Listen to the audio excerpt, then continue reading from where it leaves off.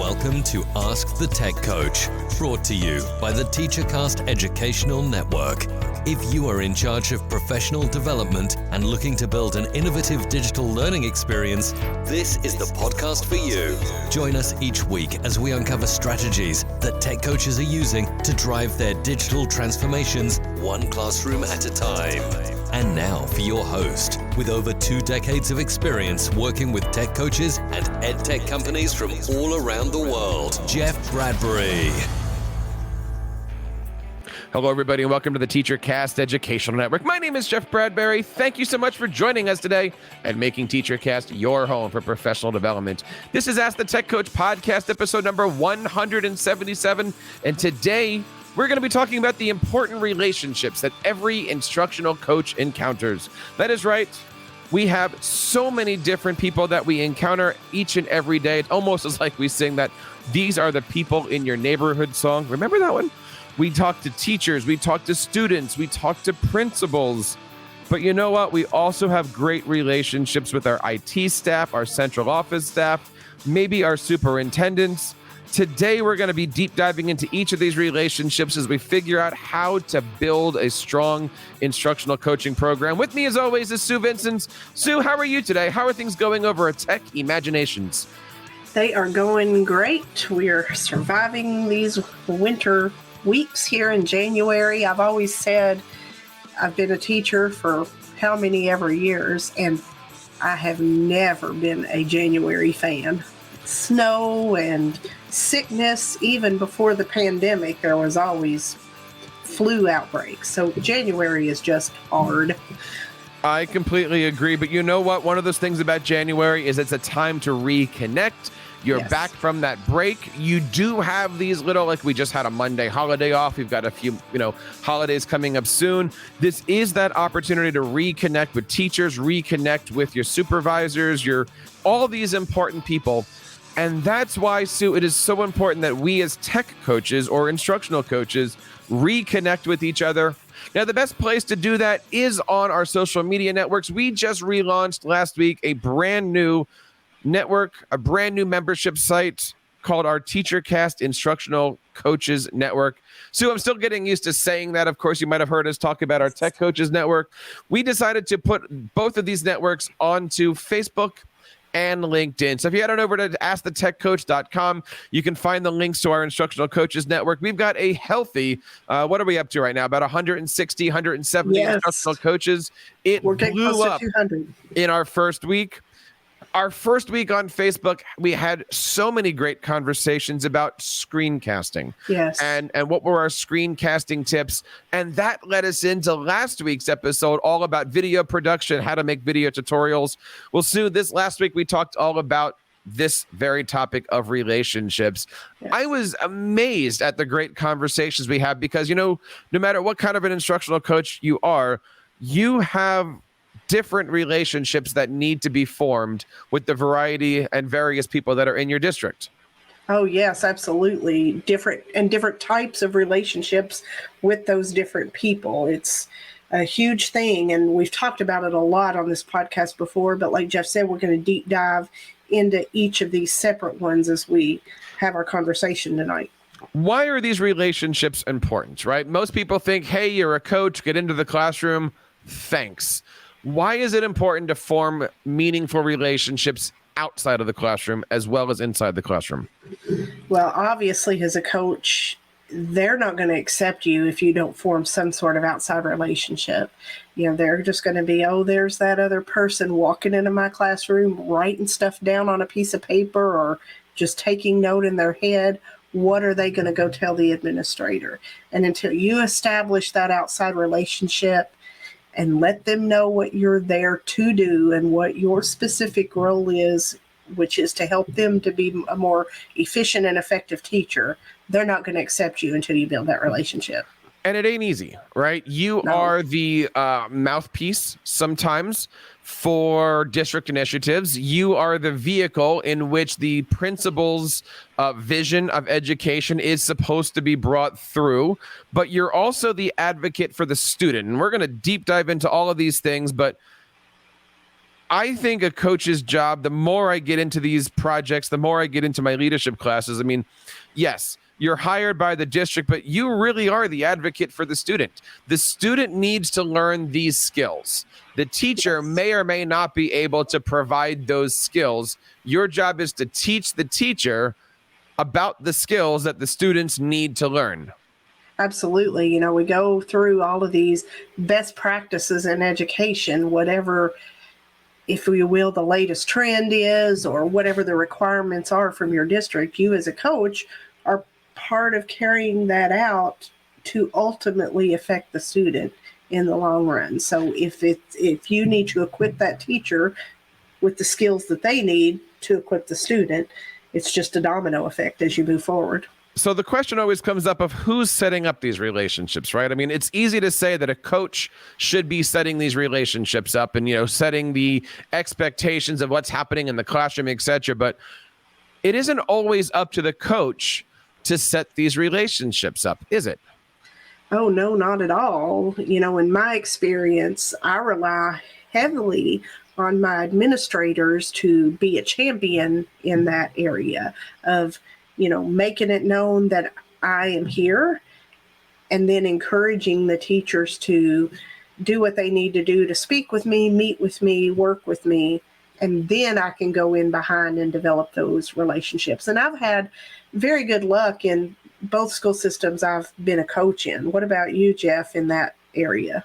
I've had positive relationships. I've also had rough starting relationships. I'm in a wonderful position right now where our district administration gets it. They understand why coaches exist, how coaches exist, and they give us the flexibility to have those things. For instance, our IT department, which, very important for coaches and teachers and students to get to know and get to be a part of. But we are going to talk a little bit today about why the coach and the IT department should really be, hand in hand, one-to-one with all of these things.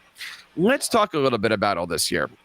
When it comes to coaching, we're going to look today at 6 different relationships: coaching and teachers, coaching and library media specialists, coaching and building administrators, coaches and central office administrators, coaches in the IT department, and then I think the most important one, coaches and the students. And, we say we wear very different hats, and we can wear a different hat every 5 minutes, but each of those different positions that we interact with every day, you need to be able to talk to them. You need to be able to hit the altitude that they're on and be able to change the way that you're speaking to and speaking about things extremely quickly, wouldn't you say?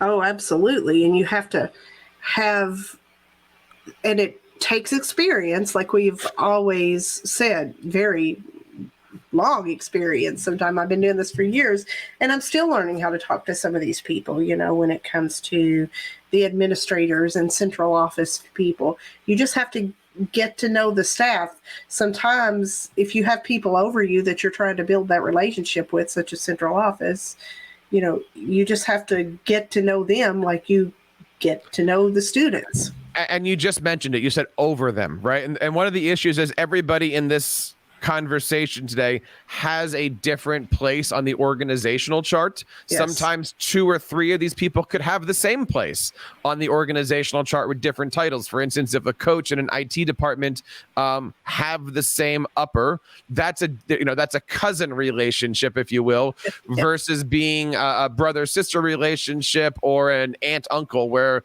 okay, the central office person doesn't have to interact with me, but I need to know what's going on so I can be your advocate. And really, one of the quotes that we used here on our recent blog post about this topic, which I thought was interesting, was from the late, great Harold Ramis, which basically said, "Nothing reinforces a professional relationship more than enjoying success with someone." Oh, wow, yes. The fact that we're all here together, we're all here to support each other, we're all here to advocate for each other. So important that we think of this as a successful team, not I'm working against you or I'm doing my thing and you're doing your thing. So let's just kind of talk about these different relationships, what each can do.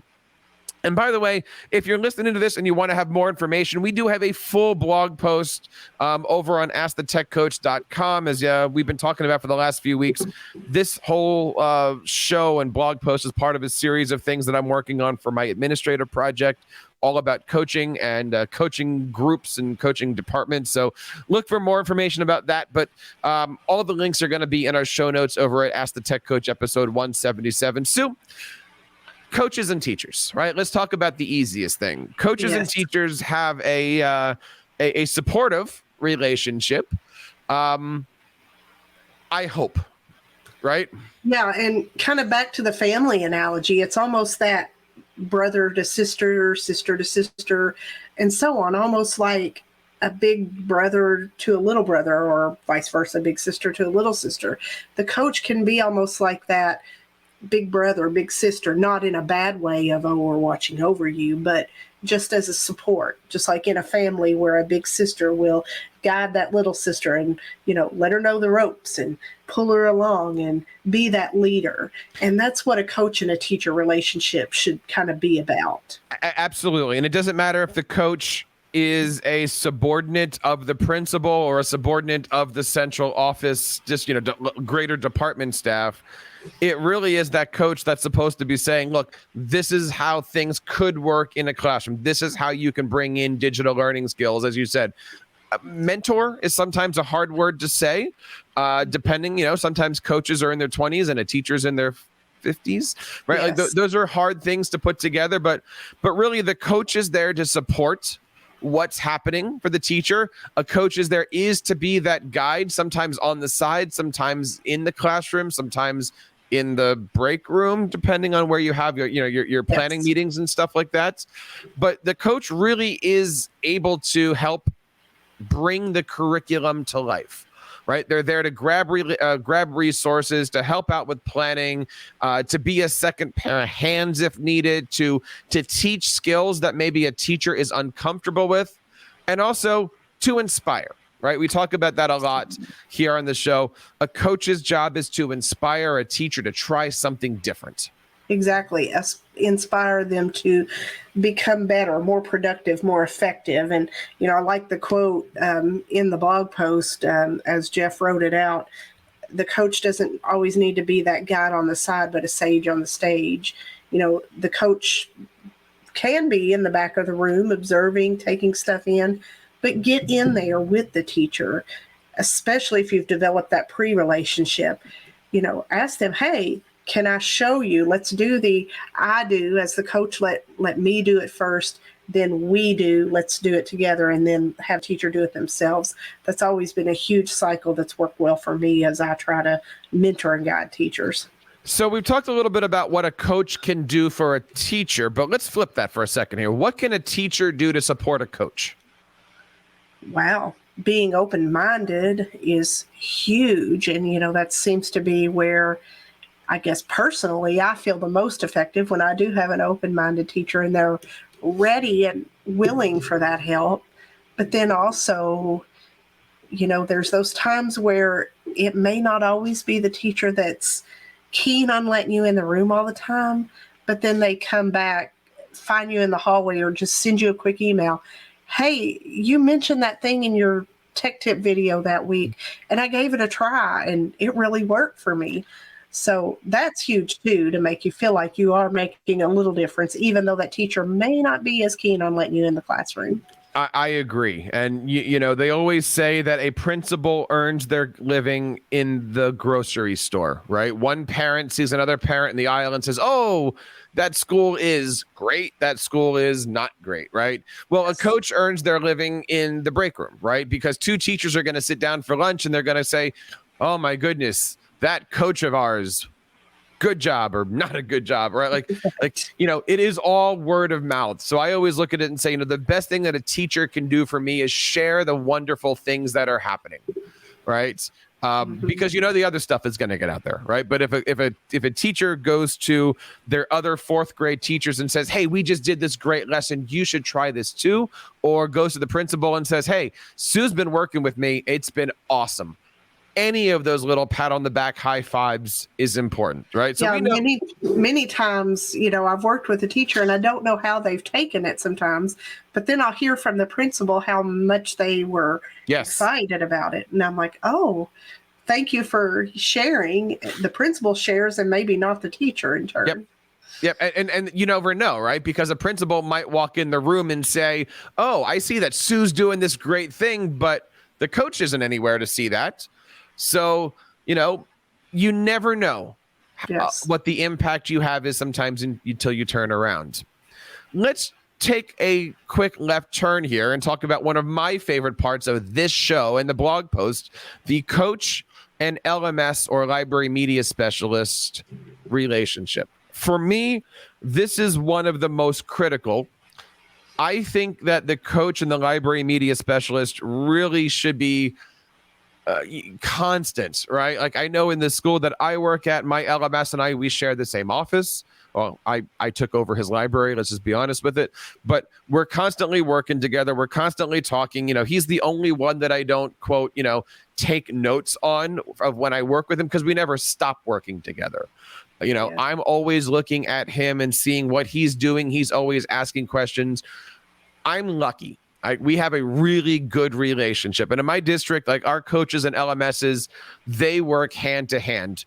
You are both a coach and an LMS. So I'm interested in knowing your thoughts on this. Why is the coach and library media specialist job so vital to be completely in step with each other? Well, from my experience as a library media specialist in my previous district, before we had even instructional coaches of any kind, I was a library media specialist. So I was that person. I was the resource person of, I need help finding this professional book because I was in the library, or my computer's messed up. What do I need to do? Who do I need to call? And I was that liaison. Back then we were called STCs or school technology coordinators. So it just kind of evolved into that. And sometimes defaultly, whether they like it sometimes or not, the library media specialist becomes that person, which I thrived on. I loved being able to provide those resources. So as a former library media specialist, that still helps in my role as a tech coach. When I first became one of the tech coaches in my previous district, it was a new program.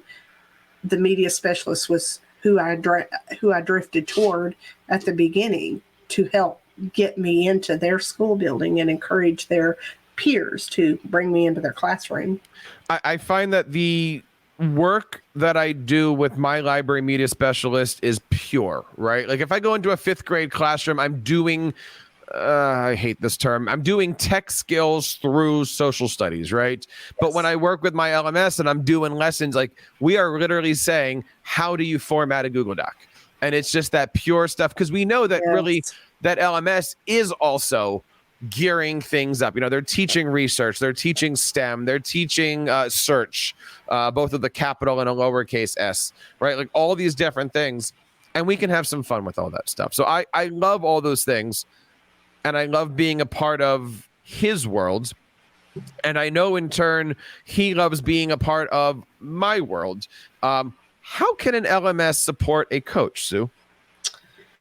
Well, in my experience, they're the ones who are there in the building every day. They're seeing the teachers. And in an elementary world, the teachers are bringing the kids to the library for fixed classes, and they're talking and they kind of know what's going on, or they're hearing from the students about what's going on, or they're seeing the student able or not able to do thus and so skill. So then they can bring it back to me as the coach and say, hey, I saw this going on.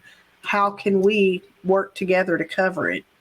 And that sometimes that ends up stemming from the library media center itself.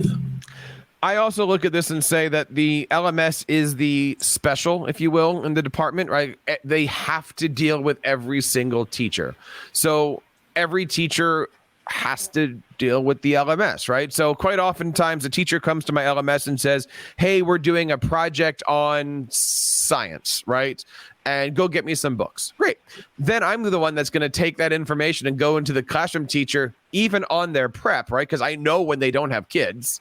Yes. And I said, so Sue, I heard you're doing things on science. What can we do together? I've got these great ideas, right? So he feeds me information about what's happening in the classrooms. That means I can be prepared when I walk in versus walking in and saying, Sue, what are you doing this week? Right? Like you just get to the point, you know what's happening, you know how to get there.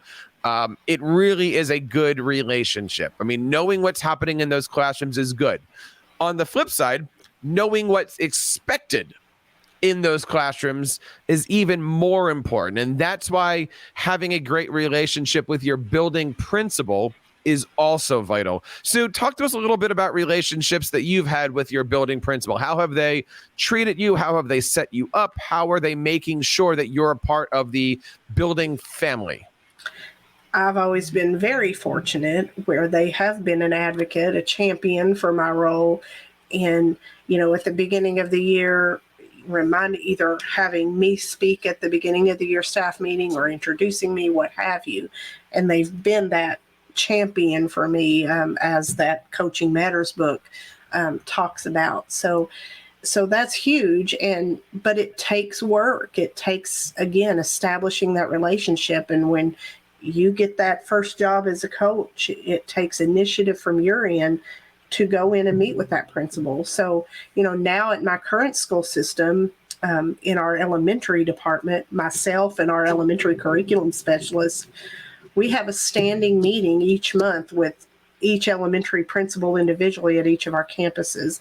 And that helps in them being able to say what's going on with their teachers and anybody that we need to check on, and vice versa, us being able to relay information to them face to face. And we communicate with email all the time, but that face to face meeting every month is huge. And we check in with them other times, obviously, when we're there from day to day.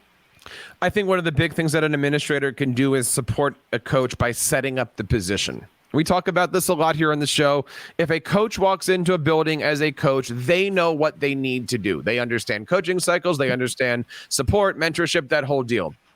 But if a principal does not set up the position, does not give the coach the time, right? We've all been the coach where you say, hi, my name is Jeff. I'm your coach. I'm looking forward to working with you.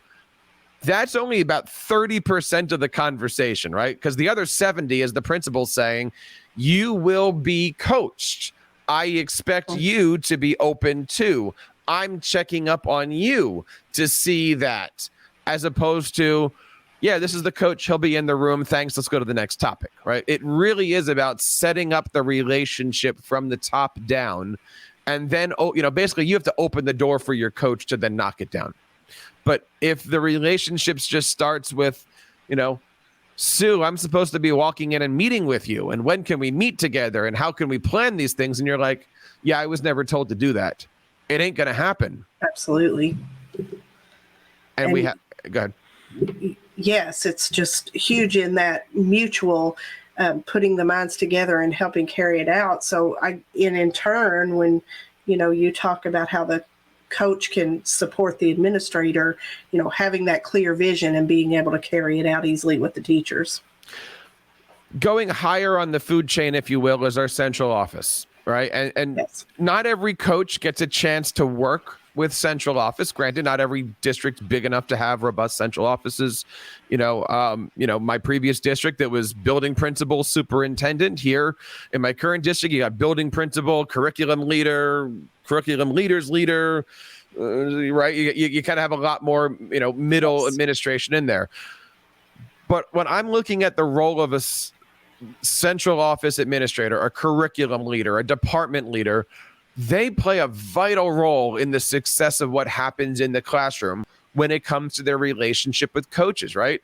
If a curriculum leader approves a specific app, it's really imperative that the curriculum leader and the coach get together and say, these are the apps that we just approved. These are the reasons why. This is what we're doing.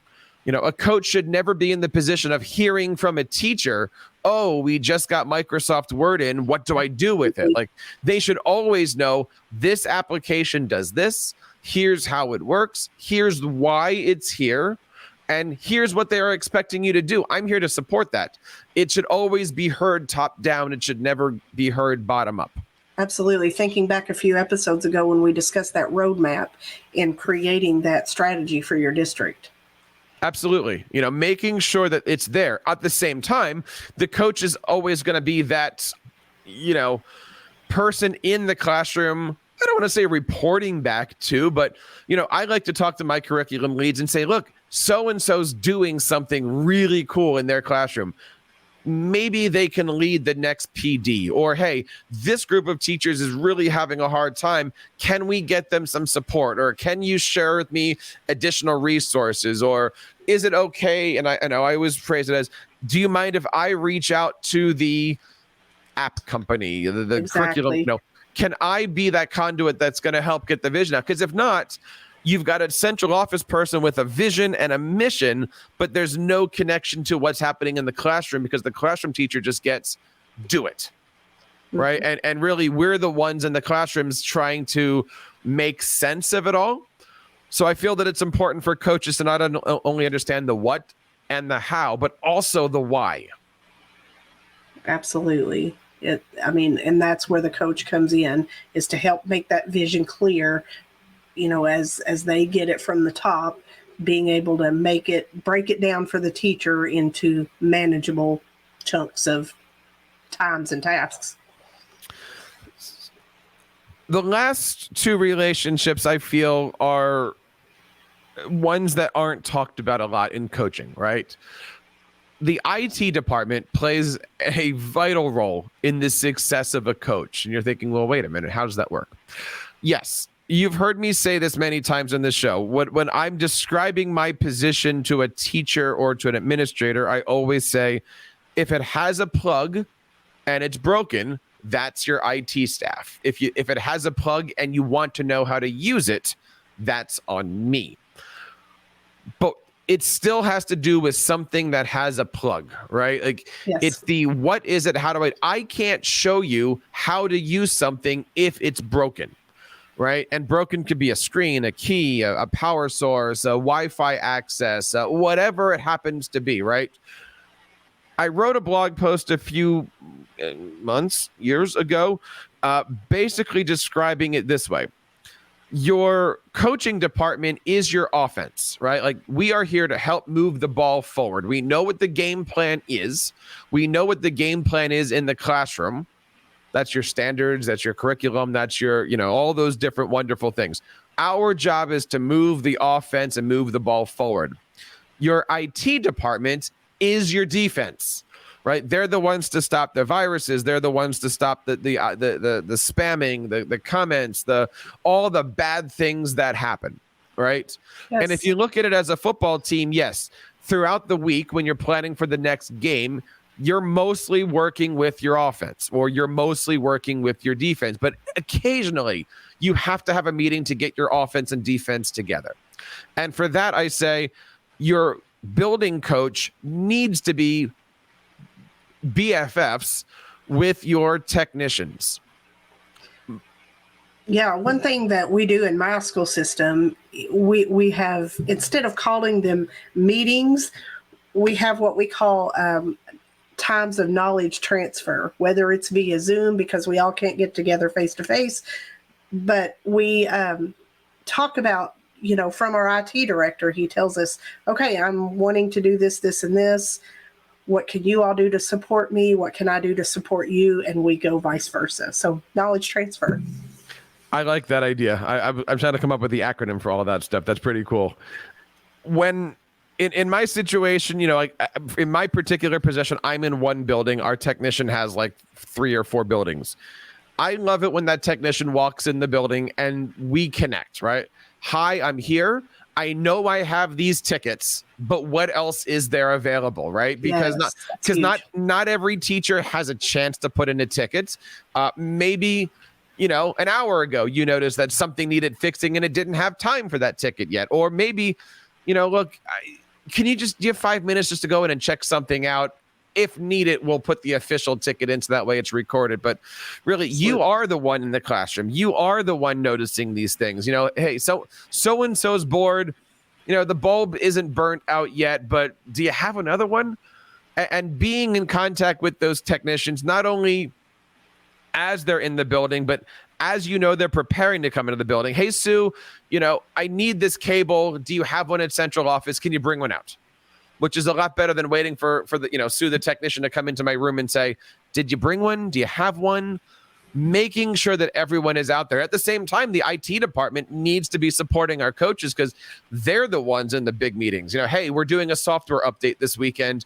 Make sure your email says turn everything off, or else Monday, it's going to take an hour and a half to boot everything up again, right? Like, so your IT department knows when, when Windows gets updated, when Chromebooks need to get restarted, when there's a battery issue. They probably know before you do when technology is being purchased. Like, hey, we just bought 1,000 Chromebooks. Look out for these things, as opposed to you turning around and they're at your doorstep, right? Absolutely. So it is a cousin relationship. Because again, you've got that offense and defensive thing going on where we just need to all work together and be on that same team. Very much, very much. And, it's just huge to connect ever so often. And, don't be afraid to talk to them. They're not going to bite you. You hope not. No, you hope not, right? And the best thing I like doing this for all of my techs, but we talk to our boss and say, hey, Sue came in and did an amazing job. I'm so thankful that she's my tech, right? Like, that's the best thing I think a coach can do, right? And the same thing, the IT person can go up the ladder and go, we go into these buildings and I don't see any problems because the tech, the coach just helps us get things done quickly. Like, I'm not in a building for 2 hours wondering what it is. The coach has a list for me. We're here, we're working, we know what to do. It's a good relationship. Right. We want to hear what you guys think about this. We have one more relationship to talk about, but if you have any thoughts on this, please feel free to reach out to us on Twitter at AskTheTechCoach. And we'd love to have you guys head on over to AskTheTechCoach.com and join one of our 2 instructional coaching programs. These are free. These are Facebook groups, LinkedIn groups. We've got hundreds of coaches already in there, and we would love to have you as part of the conversation. Head on over to AskTheTechCoach.com and join our instructional coaches groups today. Sue, we've talked about teacher relationships, LMS relationships, building administrator relationships, central office administrator relationships, IT department relationships. Let's start to talk a little bit about students. Why is the coach and the student such a vital relationship for the community and for each other? Well, obviously, and ultimately, the students are why all of us are there. Back to all of that listing of people that we've talked about and we alluded to earlier. We're all there for the same goal, and that is to teach our students, make them successful lifelong citizens, using this curriculum standards to teach them. So, those students are why we are all there. And, as the coach, whether we're directly or indirectly involved with students, we are there to make those teachers effective teachers, to make those students effective learners. Absolutely. Again, we mentioned it earlier, you are the advocate. Right? To steal a line from Paul Heyman, you are the advocate for these students. They need to understand the collaboration, the communication, the critical thinking. Your role as a coach is to help bring those types of lessons in and to assist in the process of getting the school to design those types of higher level thinking learning units. They depend on you to go in there and do that. You're also, I'll say it the wrong way here, you're the fun one that comes in and, hey, today we're going to do video, and today we're going to make a book, and today we're going to, they should be looking forward to having you in the classrooms as something a little different. They should be going to the teachers and saying, when is Mr. Bradbury coming back in? We loved it last week when he was doing whatever with us. Yes, that's definitely good on the ego as a coach when a student spots you. I was in a 5th grade classroom on Friday of last week, and a 5th grader said, "You're the one that did the escape room with us." And I'm like, yes, we've done that before. And so they remember you for those activities because you've been in there coaching the teachers through those. And in turn, being that advocate, a coach needs to understand that everything is connected in our classrooms. In my previous district, when I was the only coach, I had in my head a digital learning roadmap. And I knew that if I really focused hard on, let's just say, Google Slides in 6th grade, next year, they'll be 7th graders. And I can start doing, slide-based, presentation-based, animation-based lesson plans with those 7th grade teachers because their kids already knew what those technologies were and how to use it. And I mapped out an entire, middle school and high school roadmap of if I take every grade and I focused on 1 or 2 skills, not tools, skills, then by the time that they would reach up to their higher grades, they were good. And I was feeling good about that. Now, I never really shared that with anybody. It wasn't like I walked into your class and said, hey, you're in 7th grade. You need to use... It wasn't like that. But if Sue came to me and said, I've got this social studies thing, what do you suggest? I would push them in a certain direction and see where the conversation went. And obviously, adjust accordingly. But knowing that you're building a relationship in your head between the grades, that's an important skill, right? Because teachers are saying, I need this lesson tomorrow. What do you got? And I'm going, oh, great. But that's going to connect to the next chapter, going to connect to the next unit, going to connect to the next grade, going to connect to the next building, and making sure that everything is all cohesive. And you really are building a digital literacy curriculum over the course of a bunch of years. Well, yeah, very true. And the bottom line to all of this, no matter which group of people you're talking about, is as a coach, get in there, develop those relationships, whether it just starts with a little bit of small talk, but get in there and get those relationships developed, and you will be successful, and then you will help everyone else be successful in your endeavors. We want to hear what you want to think about this topic. If you have any thoughts, please feel free to reach out to us on social media. We would also love to have you on this show. If you are in any of these positions, coaches, administrators, or even a student, we would love to have you invited onto here to talk a little bit about how you're building your relationships with your coaches, for your coaches, and around your coaches. This is episode number 177. Sue, what is going on this week on Tech Imaginations? I've got some new videos coming out talking about Google Slides and Jamboard backgrounds and all of that good stuff. So working through those, you'll see those on my YouTube channel this week. That is awesome. And there's a lot more stuff over on TeacherCast. We've been putting out our newsletters on Saturdays, sometimes Sundays. And we've also started to segment more. So that way, if you're an instructional coach, you've got a lot of great stuff. I am also excited that this week on January 25th, I'll be giving my first ISTE webinar all about coaching dashboards, coaching record keeping, anything that has to do with, making a dashboard, taking notes. I got a lot of good stuff on there. You can find out more over at AskTheTechCoach.com. And of course, we've been putting it out on the newsletter, so don't forget to hit that stop button. We've got a lot of great stuff happening this year on Ask the Tech Coach, and we hope that you guys are enjoying this show. Don't forget to hit that like and subscribe button, and of course, share this network with your instructional coach friends. And that wraps up episode number 177 of Ask the Tech Coach. On behalf of Sue and everybody, my name is Jeff Bradbury, reminding you to keep up the great work in your classrooms and continue sharing your passions with your students. You've been listening to Ask the Tech Coach, hosted by Jeff Bradbury of the TeacherCast Educational Network. Please reach out to the show with all of your questions on Twitter at AskTheTechCoach or online at www.askthetechcoach.com. Be sure to subscribe to our podcast so you don't miss any future episodes. And please take a moment to write a review in the App Store.